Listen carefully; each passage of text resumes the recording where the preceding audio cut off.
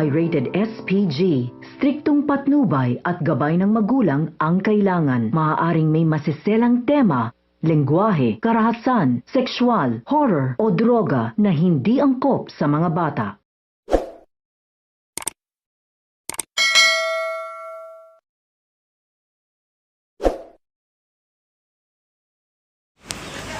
Hello mga kapuso and welcome back again to my channel. So ayun na nga guys, habang nagpe-perform nga itong si Jennie sa OPM Chart Charity Ball ay nawalan nga ng boses ang kanyang music background, ngunit hindi nga ito huminto bagkus nagpatuloy si Jennie sa kanyang pag-awit.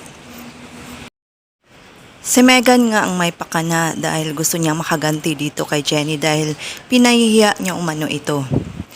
Pero nakita siya ng leader ng Nexie at nabidyohan pa. Kaya na magharap-harap sila ni na Jennie at leader ng Nexie at si Megan. Nabuking nga si Megan na siya ang nagsabotage kay Jennie. Kaya galit na galit naman si Jennie sa kanya.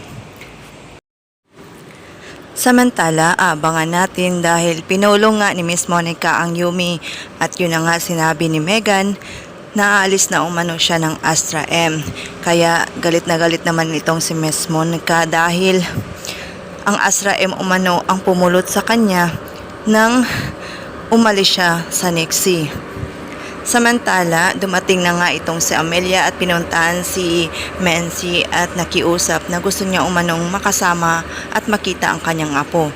Pero sinabihan siya ni Mency na pagod na umano siya ng gulo.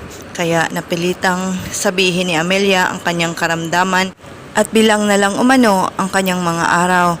Kaya naawa naman itong si Mency at hinayaang makasama ang kanyang apo at yun na nga.